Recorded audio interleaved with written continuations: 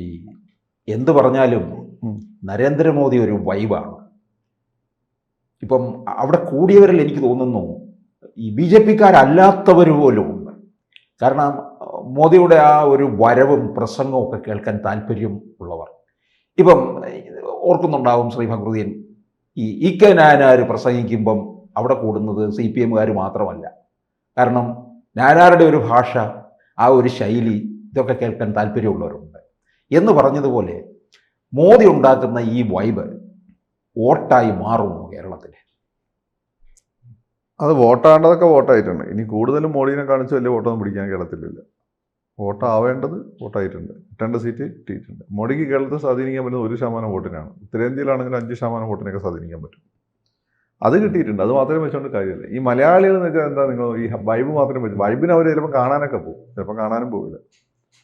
കാരണം ഞാൻ മോഡിനെക്കാട്ടും മികച്ചവനാണെന്ന് കരുതുന്നവനാണ് ഭൂരിപക്ഷം മലയാളികൾ. ഞാൻ മോഡിയെക്കാട്ടും മികച്ചവനാണ്, മോഡിയൊക്കെ എന്തടേ എന്ന് പറയുന്നവരാണ് ഭൂരിപക്ഷം മലയാളികൾ. അത് നിങ്ങൾ കോട്ടയം സൈഡിലൊക്കെ ഓരോരുത്തർ ഇരുന്ന് സംസാരിക്കുന്നത് നമ്മൾ ഞെട്ടിപ്പോയി. ഇവരെ ആരും നമ്മൾ ചോദിക്കും. അന്ന് നമ്മൾ സാൻ ഫ്രാൻസിസ്കോയിൽ നിന്ന് ടെക്സസിലേക്ക് ഡ്രൈവ് ചെയ്യുമ്പോൾ വെർസൈൽസ് എന്ന് വന്ന ഫോണില്ലെന്നൊക്കെ നമ്മൾ അതേപോലെയുള്ള ആളുകളാണ് മല്ലൂസ്. അപ്പം അതുകൊണ്ട് മോഡി ഒരു വൈബ് ഉണ്ടാക്കുന്നത് ശരിയാണ്. അതെപ്പോഴും ഒരു ശക്തനായ നേതാവ് ഉണ്ടാക്കുന്നതാണ്. ജവഹർലാൽ നെഹ്റു ഉണ്ടായിരുന്നു, ഇന്ദിരാഗാന്ധിക്ക് ഉണ്ടായിരുന്നു, സോണിയാഗാന്ധി അല്ല, രാജീവ് ഗാന്ധിക്കൊക്കെ ഉണ്ടായി. അദ്ദേഹം അത്ര ശക്തനായ നേതാവെന്നായിരുന്നില്ല. പക്ഷേ ഇത്തരത്തിലൊരു വൈബ് ഉണ്ടോ? പിന്നെ ഇന്ദിരാഗാന്ധിക്ക് ഇതിലും വലിയ വൈബ് ഉണ്ടായിരുന്നു. ഇന്ദിരാഗാന്ധി സെറ്റ് ചെയ്ത റെക്കോർഡുകൾ അതിശക്തമാണ്. അന്ന് ഇത്തരം സോഷ്യൽ മീഡിയ ഇതൊന്നും ഇല്ലാത്തതുകൊണ്ടാണ്. ആരായിരുന്നു? എനിക്ക് തോന്നുന്നു കൃഷ്ണകുമാർ ഇവിടെ കൊല്ലത്ത് മത്സരിച്ച സമയത്ത് അന്ന് ഇവിടെ ചാനലുകളൊക്കെ വന്നു തുടങ്ങിയിട്ടുള്ളൂ. അന്ന് ഇന്ദിരാഗാന്ധി മരിച്ചിട്ട് 10 വർഷത്താനായി.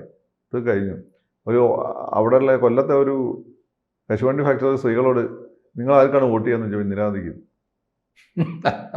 ഏഷ്യാനെറ്റിൻ്റെ ആദ്യകാലത്തൊക്കെ. അപ്പോൾ ആ രീതിയിൽ വൈബ് ഉണ്ടാക്കിയ ഒരാളാണ് അന്ന്. പക്ഷേ ആ വൈബ് നമുക്ക് മനസ്സിലാണെങ്കിൽ മീഡിയ കാണണം. ഇന്ന് സോഷ്യൽ മീഡിയ ഒന്നും ഇല്ലാത്തതുകൊണ്ട് ഈ പയ്യന്മാർ ഈ റീൽസും ടിക്ടോക്കും ഒന്നും ഉണ്ടാക്കി ഇടാത്തതുകൊണ്ടാണ് നമുക്ക് അന്ന് അങ്ങനെ ഫീൽ ചെയ്യാതിരുന്നത്.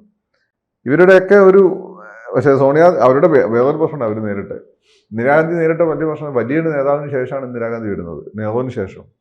അപ്പോൾ അന്നപ്പം എന്ന് വെച്ചാൽ ഇന്ദിരാഗാന്ധി ഇത്ര കാണിച്ചാൽ നെഹ്റുവിൻ്റെ ഒരു നിഴലുണ്ടാവും.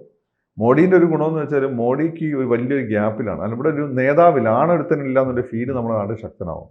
മൻമോഹൻ സിംഗ് ശരിക്കും നല്ല ഭരണാധികാരിയൊക്കെ ആയിരുന്നു. പക്ഷേ അദ്ദേഹം ഈ പറയുന്ന പോലെ ഹാർഷായിട്ട് സംസാരിക്കില്ലായിരുന്നു. അദ്ദേഹത്തിന് ആർക്കും പേടിയില്ലായിരുന്നു. കാരണം കൂട്ടുകക്ഷി ഭരണമായതുകൊണ്ട് അവർക്ക് എന്തും ആകാം. മോഡിയെ സംബന്ധിച്ചിടത്തോളം ഒറ്റയ്ക്ക് ഭരണം കിട്ടുകയാണ്. BJPക്ക് ഒറ്റയ്ക്ക് ഭൂരിപക്ഷമുണ്ട്. RSS എന്നുള്ള അതിശക്തമായ സംവിധാനമുണ്ട്. പിന്നെ ഗുജറാത്തിലെ മുഖ്യമന്ത്രിയായി അദ്ദേഹം ഉണ്ടാക്കിയെടുത്ത സിസ്റ്റമുണ്ട്. ആ സിസ്റ്റമാണ് നേരത്തെ ഡൽഹി കൊണ്ടുവച്ച് അദ്ദേഹം സ്ഥാപിച്ചത്.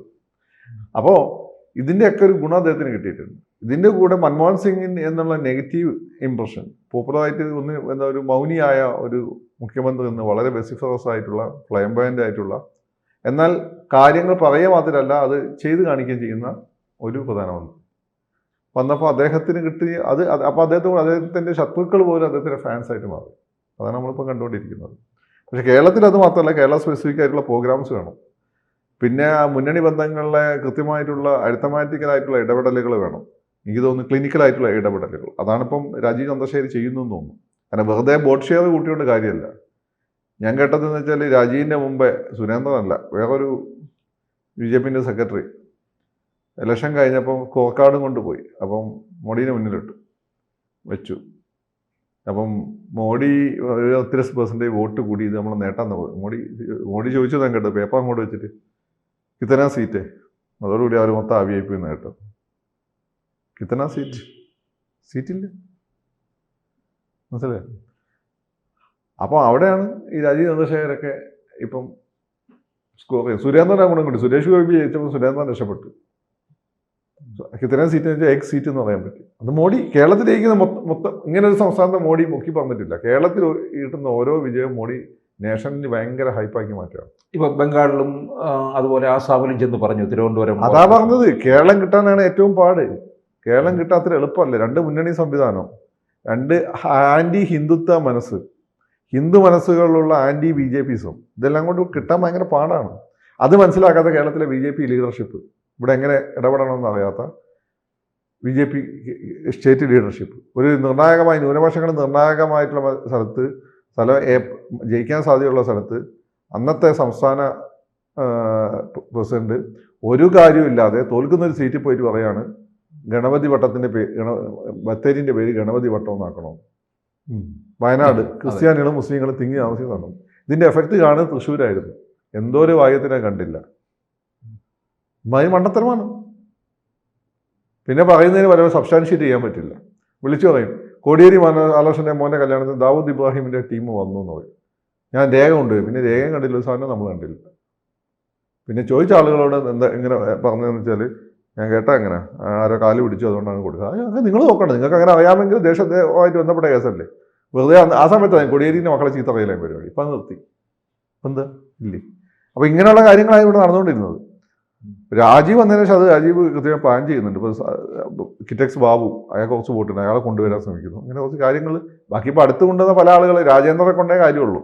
വേറെ ആരെ കൊണ്ടും പ്രത്യേകിച്ച് കാര്യമൊന്നുമില്ലായിട്ട് എനിക്ക് തോന്നിയിട്ടില്ല. പിന്നെ ഒരു 4 ദിവസം ന്യൂസ് ഉണ്ടാക്കാം എന്നുള്ളതല്ലാതെ വേറെ കാര്യമൊന്നുമില്ല.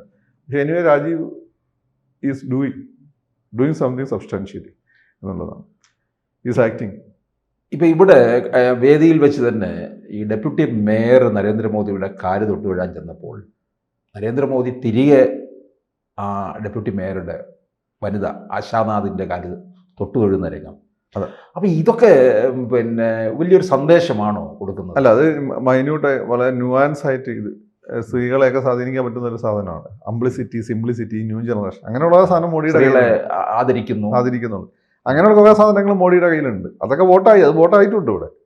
അപ്പോൾ മോഡീനെ ഇഷ്ടമല്ലാതെ നമുക്ക് മുസ്ലിങ്ങൾക്ക് മാത്രമാണ് മോഡീനോട് വിരോധം. അതിൽ തന്നെ ഞാനിപ്പോൾ മനസ്സിലാക്കുന്നത് കാര്യമായ മാറ്റം ഉള്ളിൽ വന്നുകൊണ്ടിരിക്കുന്നു എന്നുള്ളതാണ്. മുസ്ലിംസിനിടയിൽ പോലും ഇത്രയും ഇവിടെ ആൻറ്റി മോഡി, ആൻറ്റി മുസ്ലിം വിരോധി എന്ന് മുസ്ലിം വിരോധി എന്ന് പറഞ്ഞിട്ട് പോലും ഇപ്പോൾ മുസ്ലിംസിനിടയിൽ ഞാൻ മനസ്സിലാക്കിയെടുത്തോളം നിലപാട് മാറി വരുന്നുണ്ട്.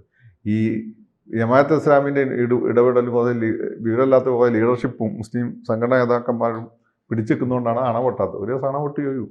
ആ രീതി കാര്യങ്ങൾ മാറുന്നുണ്ട്. അപ്പം കേരളത്തെ സംബന്ധിച്ചിടത്തോളം ഈ മോഡിയുടെ വൈബ് വന്ന് മാത്രം കാര്യമില്ല, അതൊരു DJ പോലെ അങ്ങ് പോകും. പക്ഷേ പ്ലാൻസ് ഉണ്ടാക്കി അതിനനുസരിച്ച് അത് ചെയ്യണം. അപ്പോൾ ആ പ്ലാൻസ് ചില കൗണ്ടർ ക്വസ്റ്റ്യൻസ്, ചില കേസുകളൊക്കെ ആയിട്ട് ബന്ധപ്പെട്ട് വരും. പക്ഷേ അത് ടാക്ടിക്സ് ആണെന്ന് എനിക്ക് തോന്നുന്നത്. പിന്നെ അതുപോലെ മേയർ VV രാജേഷ് എയർപോർട്ടിൽ എത്തിയില്ല. രാജേഷിൻ്റെ ഇതുകൊണ്ടല്ലല്ലോ അത് പറ്റിയത്, പ്രധാനമന്ത്രിയുടെ ഓഫീസിൽ നിന്നുള്ള അറിയിപ്പാണ്. വേദിയിൽ വന്നപ്പോൾ രാജേഷിന് നരേന്ദ്രമോദി ആലിംഗനം ചെയ്യുന്നു, പ്രസംഗത്തിൽ പറയുന്നു ഞങ്ങൾ ഒന്നിച്ച് പ്രവർത്തിച്ചവരാണ് എന്നൊക്കെ പറയുന്നു. അപ്പോൾ ആ കൂടെ അങ്ങ് ചിത്രം മാറ്റിയില്ലേ? അതാണ് മോഡിയുടെ പ്രത്യേകത. അതൊക്കെ ഒരു ഇമ്പാക്റ്റ് ഉണ്ടാകും. പക്ഷെ അതൊക്കെ ഉണ്ടാവും. അത് 4 ദിവസം ന്യൂസിൽ വന്ന് പോകും. പിന്നെ പതുക്കെ ചെറുതായിട്ട് ആളുകൾ വോട്ട് ചെയ്യുമ്പോൾ ചെറിയ ഇൻഫ്ലുവൻസ് ഒക്കെ അതുണ്ടാവും. അതിലുപരി ഇവിടെ സ്പെസിഫിക് പ്ലാനാണ് വേണ്ടത്. പ്രോപ്പറായിട്ടുള്ള സ്ഥാനാർത്ഥികൾ വേണം, പ്രോപ്പറായിട്ടുള്ള മുന്നണി സംവിധാനം വേണം, പ്രോപ്പറായിട്ടുള്ള ആക്ഷൻസ് വേണം. പിന്നെ ഉള്ളിലുള്ള കളി. കഴിഞ്ഞ തവണ അവർ പഞ്ചായത്ത് ഇലക്ഷന് ശരാശരി പെർഫോമൻസ് ഒതുങ്ങിയ ഇവർ പരസ്പരം വലിച്ചിട്ടുണ്ട്. അതുകൊണ്ടാണ് കേരളത്തിൽ കൃത്യമായി എക്സിക്യൂട്ട് ചെയ്യാൻ പറ്റും. അവിടെ മറ്റ് സംസ്ഥാനങ്ങൾ മോഡി എക്സിക്യൂട്ട് ചെയ്ത് കഴിഞ്ഞാൽ അതുപോലെ അത് നടക്കും. കേരളത്തിൽ ഓരോരോ പോയിന്റ് മീനിൻ്റെ ചതുമ്പൽ പോലെയാണ്. ഇങ്ങനെ കൊണ്ട് വലിക്കുമ്പോൾ മൊത്തം ഓരോ ചതുമ്പൽ ഇങ്ങനെ ഒന്ന് കൈക്കൊള്ളും. അങ്ങനെ ഓരോരുത്തരും ഇവിടെ ബുദ്ധിജീവിയാണ്. അത് BJP ആണെങ്കിൽ ഏത് പാർട്ടിയാണെങ്കിൽ. പിന്നെ പിണറായി വിജയനെ പേടിച്ചൊരു CPM ഇപ്പോൾ അധികം കളിയില്ല. ബാക്കി BJP ഈ രാജീവിനൊന്നും ഇവർക്ക് പേടിയില്ല. രാജീവിനെയും പേടിയില്ല, സുരേന്ദ്രനെയും പേടിയില്ല. ഇവിടെ ഉള്ള ഇതുവരെ ഇവിടെ വന്ന ഒരു പ്രസിഡന്റിനെ അവർക്ക് പേടിയില്ല. അതാണ് വലിയൊരു പ്രശ്നം. അപ്പോൾ ആ പേടി വളരെ ഇമ്പോർട്ടൻ്റ് ആണ്. കൂടുതൽ വാർത്തകളും വിശേഷങ്ങളും നിങ്ങളിലേക്ക് എത്താൻ ABC മലയാളം സബ്സ്ക്രൈബ് ചെയ്യുക, ബെൽ ബട്ടണും അമർത്തുക.